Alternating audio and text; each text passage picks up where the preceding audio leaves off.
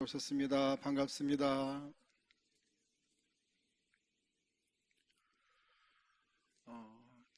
지금 위험한 기간 중에 이렇게 예배 자리로 나오신 것에 대해서 우리 주 예수 그리스도 이름으로 여러분들을 축복합니다.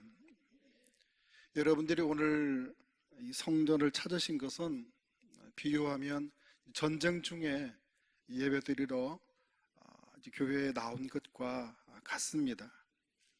오늘 여러분들의 영혼과 육신을 우리 하나님께서 지키시고 보호하시고 또 친히 인도해 주실 줄로 믿습니다. 혹시 이 자리에 코로나 바이러스가 있다면 우리 주 예수 그리스도의 이름으로 선포하십시오. 사라질지어다, 물러갈지어다, 소멸될지어다. 죽음을 이기시고 불치병도 치유하신 그 주님의 능력이 우리 주님의 이름입니다. 예수님의 이름으로 모든 질병, 바이러스는 다 떠나가 오늘 이 예배가 하나님께서 받으시기 합당한 예배가 되어 줄 수 있기를 축원드립니다.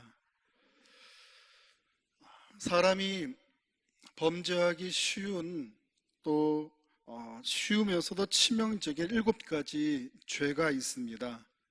교만, 시기, 분노, 게으름, 탐욕, 탐식, 탐색. 이 7가지가 사람의 영혼을 파괴하고 교회를 타락시키는 그런 죄들입니다. 그 죄들 중에 하나가 바로 오늘 본문에 나오는 게으름입니다. 이 게으름이 사람을 파괴하고 또 이 게으름이 신앙적으로는 죄라는 것을 잘 알지 못하는 것 같습니다. 이 게으름에 대한 우화가 있습니다. 어느 부잣집에 황소와 노새가 있었습니다. 이들은 늘 함께 일하곤 했습니다. 그러던 어느 날 황소가 꾀를 부리기 시작합니다. 아무래도 주인이 노새보다도 나를 더 많이 부려먹는 것 같아. 앞으로는 일을 하지 말아야지. 이렇게 생각한 황소는 주인이 일을 시키려고 끌어내도 외양간에서 꼼짝도 하지 않고 누워있기만 하는 겁니다. 그렇게 며칠을 지나자 황소는 슬슬 염려가 나기 시작합니다. 그래서 혼자서 일을 마치고 돌아온 노새에게 물어봅니다. 노새야, 내가 요즘 일하지 않는다고 주인이 뭐라고 하더나? 노새가 그럽니다. 아무 말도 하지 않던데. 정말 아무 말도 하지 않았어? 그런데 오늘 집으로 돌아오는 길에 주인이 이 동네에 소를 잡는 백정하고 한참 이야기를 하던데, 일하기 싫어하는 소 주인이 잡으려고 작정한 것 같습니다. 이 게으르다는 것은 주인도 싫어하는 것입니다. 이 게으름은 그리스도인의 생활을 방해하는 죄가 된다는 것을 우리가 알아야 됩니다. 이 게으름은 언제든지 우리 삶에 들어와 우리의 자리를 차지할 수가 있습니다. 그래서 우리는 게을러지지 않도록 항상 경계하지 않으면 큰 낭패를 당할 수가 있습니다. 우리가 영적으로 각성하지 못하고 게으를 때 하나님과의 관계는 소원해지고 그 결과 우리의 믿음은 흔들릴 수가 있는 겁니다. 사도 바울은 실생활과 밀접한 교훈을 전합니다. 초대교회 공동체에서는 예수 그리스도께서 다시 오실 것이라는 종말론이 퍼져 있었습니다. 주님이 오실 날을 기다리며 더욱 성실하게 일하는 성도들도 있었지만은 주님이 재림하실 날이 얼마 남지 않았으니까 굳이 우리가 여기서 열심히 일한들 무슨 소용이 있겠느냐, 그냥 주님 오시는 날 다 내버려 두고 하늘나라 가면 될 텐데 라고 하면서 아무것도 하지 않는 그런 성도들도 있었다는 것입니다. 주님의 재림을 오해해서 무의도식하며 그냥 규모 없이 마냥 허송세월하는 그런 성도들이 있었다는 것입니다. 다시 말해서 그들은 무질서하게 행하고 게으르게 지내면서 주의 재림의 오심을 왜곡하는 자들이었다는 것입니다. 바울 사도가 전한 이 복음의 전통대로 믿음의 삶을 살지 않았던 자들입니다. 바울은 그런 성도들에게 자신을 돌아보고 또 권면하되 거기서 돌이키지 않는 자라면 멀리하라고 우리에게 말씀을 합니다. 바울은 누구든지 일하기 싫어하거든 먹지도 말게 하라라고 규정을 제시하기도 합니다. 그리고서 바울은 성도들에게 폐를 끼치지 않으려고 부담을 주지 않기 위해서 자기 몸을 아끼지 않고 밤낮으로 열심히 수고하며 일하면서 복음을 전합니다. 자비량 선교를 하였더라는 것입니다. 바울은 성도들에게도 조용히 일하여 자기가 먹을 양식을 얻으라고 그리스도 안에서 명합니다. 또 그렇게 선을 행하다가 낙심하지 말라고 권면의 말씀을 합니다. 선하신 하나님이 쉬지 않고 일을 하고 계신 것처럼 우리의 마지막 날이 다가오면서 혼란스러운 그런 상황이 벌어진다 할지라도 우리가 거기에 동요한다든지 거기에 우리가 휩싸여 가지고 흥분하지 말고 주님이 우리를 부르시는 그 마지막 날까지 자기 본분을 다해야 할 것을 말씀하고 계십니다. 하지만 사탄 마귀는 항상 성도들에게 잘못된 사상과 가르침을 전하고 진리를 깨닫지 못하도록 유혹합니다. 데살로니가 교회에서도 그런 상황이 벌어졌습니다. 특히나 예수 그리스도의 종말적인 재림에 대한 헛된 가르침을 퍼뜨리고 있었다는 것입니다. 그것은 예수님이 이미 이 땅에 재림하셨다라는 헛된 소문을 퍼뜨리고 있었다는 것입니다. 하지만 사도 바울은 예수 그리스도께서 다시 오시기 전에 몇 가지 사건이 일어나야 한다라고 말씀을 합니다. 그것이 데살로니가 후서 2장 3절 4절 말씀인데요, 우리 같이 영상을 보고 합독하겠습니다. 누가 어떻게 하여도 너희가 미혹되지 말라. 먼저 배교하는 일이 있고 저 불법의 사람 곧 멸망의 아들이 나타나기 전에는 그날이 이르지 아니하리니 그는 대적하는 자라. 신이라고 불리는 모든 것과 숭배함을 받는 것에 대항하여 그 위에 자기를 높이고 하나님의 성전에 앉아 자기를 하나님이라고. 아멘.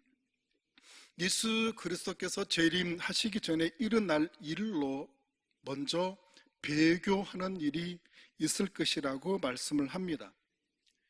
예수 그리스도와 또 그 그리스도의 가르침과 십자가의 도를 버리고 사탄이 인도하는 대로 불의와 악에 빠져 들어가는 사람들이 생겨난다는 말씀입니다. 진리에는 눈이 어두워져 버리고 이 거짓에는 속아 넘어가는 사람들이 나타난다라는 말씀입니다. 또 두 번째로 불법의 사람, 멸망의 아들이 나타날 것이라고 말씀을 합니다. 자신을 신이라고 불리게 하고 자신을 예배의 대상으로 삼는 자들이 나타난다는 겁니다. 하나님을 대적하고 자신을 하나님이라고 주장하는 자들이 생겨나게 된다는 겁니다. 우리나라에만 하더라도 자칭 메시아, 재림 예수라고 하는 자들이 48명, 50명 정도가 재림 예수가 있다라고 합니다. 그런 자들의 말에 미혹된 성도들이 육체의 소욕에 빠져들고 하나님을 떠나게 만드는 것이 사탄 마귀의 최종적인 목표입니다. 사이비 이단의 공통된 특징이 하나님보다 사람을 더 기억하도록 만듭니다. 사람을 더 의지하게 만들고 나아가 그 사람을 찬양하고 그 사람에게 영광 돌리게 만듭니다. 그래서 교주가 하나님이 되고 담임 목사가 하나님이 되도록 하는 겁니다. 그것이 사이비 이단의 특징이고 그것이 종말에 나타나는 말세의 특징입니다. 진리를 믿지 못하고 불의를 기뻐하는 사람들에게는 미혹의 영이 거짓된 것들을 더 신뢰하게 만든다 하는 것입니다. 그러나 하나님은 그런 자들을 심판하실 겁니다. 데살로니가 후서 2장 11절 12절 말씀을 또 읽어봅니다. 이러므로 하나님이 미혹의 역사를 그들에게 보내사 거짓 것을 믿게 하심은 진리를 믿지 않고 불의를 좋아하는 모든 자들로 하여금 심판을 받게 하려 하심이라. 아멘. 이번 코로나 사태로 인해서 우리 주변에 신천지가 얼마나 많은지 이번 기회에 우리가 잘 알 수 있게 되어졌습니다. 우리 지난 주일날 구청에서 공무원이 나와서 예배의 방역을 잘하고 있는가 하는 그분이 말하더라고요. 이 예배 이제 방역에 대한 자기가 관찰이 끝나면 요 주변에 달서구, 송현동 이 주변에 신천지 그 건물이 4개나 있대요. 그곳에 가서 문을 누가 열을진 않았는지 또 감시하러 가야 된다 그렇게 말하더라고요. 참 이런 시대에 우리가 정말 올바른 종말론을 정립하고 바로 믿음을 갖고 있지 않으면 우리는 주님의 재림을 놓쳐버리는 그런 어리석은 믿음이 될 수 있다는 사실을 깨닫고 내가 하고 싶은 대로 신앙생활 하지 말고 하나님의 말씀대로 올바른 믿음을 가지는 그런 신앙이 될 수 있기를 축원드립니다. 사도 바울은 데살로니가 교회에 보내는 2번째 편지를 마무리하면서 이렇게 기도를 부탁드립니다. 본문 1절과 2절 말씀인데요, 읽어보면 끝으로 형제들아 너희는 우리를 위하여 기도하기를 주의 말씀이 너희 가운데서와 같이 퍼져나가 영광스럽게 되고 또한 우리를 부당하고 악한 사람들에게서 건지시옵소서 하라. 믿음은 모든 사람의 것이 아니니라. 아멘. 하나님이 주신 그 사명을 감당하는 사역자에게는 반드시 중보 기도가 필요하다는 것을 말씀합니다. 여러분, 우리에게는 맡겨진 사명이 있는데 그 사명 중에 귀한 것이 바로 기도하는 일입니다. 우리가 기도하는 일은 끝이 없습니다. 지난주에 열심히 한 3박 4일 기도했다고 이번 주는 안 해도 된다라고 하는 그런 법은 없습니다. 사도 바울은 데살로니가 교회에 보내는 첫 번째 편지에서 쉬지 말고 기도하라라고 권면했습니다. 바울과 바울의 통역자들이 부탁한 기도 제목은 주의 말씀, 곧 그리스도의 복음이 능력 있게 전파되어 주님께 영광스럽게 되도록 기도해달라고 부탁을 합니다. 또 자신들을 부당하고 악한 사람들에게서 건져 주시라고 그렇게 기도를 부탁을 드립니다. 복음 전파를 위해 기도하는 것은 사도 바울에게 있어서는 정말 중요한 기도의 요청이었다라는 겁니다. 우리가 코로나 바이러스로 예배가 중단되기 전에 우리 영혼 생명 살리고자 하는 복음 전도 대상자를 정하자고 그렇게 했지 않습니까? 우리 원래대로 하면 2월 달까지는 그 대상자를 두고 충분히 기도하고 그리고 3월 달부터는 그분에게 나가는 걸로 그렇게 했는데 그것이 일단 다 모든 게 중지가 되어졌지만은 우리 한 영혼을 전도하기 위해서는 그 사람 위해서 충분한 기도의 분량을 채워야 한다라는 것입니다. 또 바울은 복음을 전할 때마다 방해하는 사악한 대적자들이 있는데 그들로부터 자신들을 건져 주실 수 있도록 기도해 달라고 부탁을 합니다.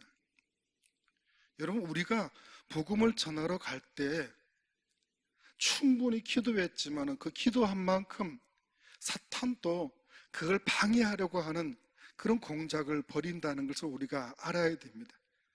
그래서 우리가 그 전도 대상자를 두고 충분히 기도함과 아울러 그 회방하는, 방해하는 그 세력에 대해서 우리가 대적하고 이겨낼 수 있는 그런 영적인 눈을 가질 수 있도록 우리 구역원들끼리 또 우리 그 직분자들끼리 중보 기도팀이 그런 기도를 받아서 기도해주는 역할이 있어야 된다는 사실입니다.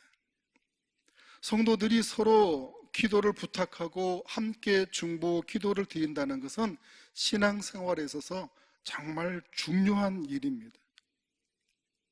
중보 기도는 다른 사람을 위해 기도하는 것을 말하는 겁니다. 성경에 말씀하는 왕 같은 제사장으로서 우리가 해야 되는 신앙의 본분이라는 사실입니다.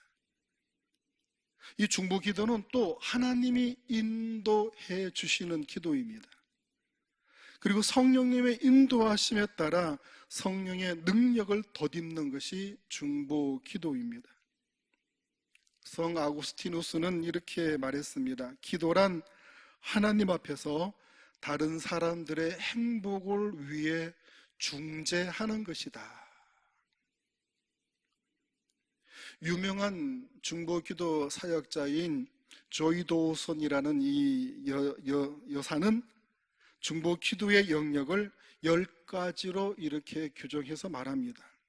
첫 번째로 중보기도의 대상자로는 직계가족과 친척들, 그리고 친척들 중에서 특히나 불신자들, 두 번째로는 친구들, 세 번째로는 우리나라를 포함해서 세계 각 나라의 지도자들을 위해서, 그리고 네 번째로는 우리가 만나는 잃어버린 영혼들을 위해서, 다섯 번째는 우리 주변에 있는 불신자들을 위해서, 여섯 번째는 청소년과 어린아이들을 위해서, 일곱 번째는 우리가 속해 있는 교회 공동체의 지도자, 또 성도들, 또 새가족들을 위해서, 여덟 번째는 선교단체와 사회의 선교단체를 위해서, 아홉 번째는 가난한 사람들을 위해서, 그 열 번째로는 공산주의자들과 타종교인들과 이단에 속한 자들과 인본주의자,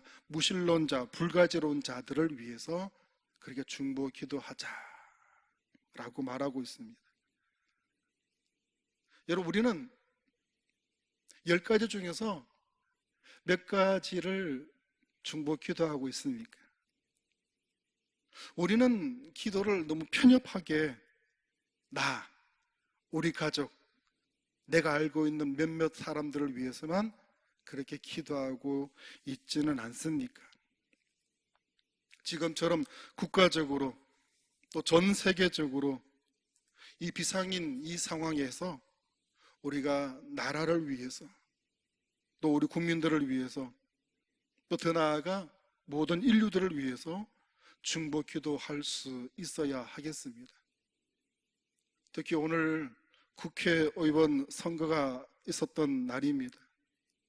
우리나라를 책임지고 나아갈 이 국가의 지도자들을 위해서 정말 이번에는 제대로 된 정치를 할 수 있는 그런 인물들이 당선되어지고 그분들이 나라를 위해 제대로 일할 수 있도록 우리가 중보 기도해야 할 줄로 믿습니다. 우리 교회의 아픈 분들을 위해서, 더 나아가 우리 한국 교회를 위해서 정말 중보 기도하는 우리들의 기도의 성도들이 다 될 수 있기를 바랍니다.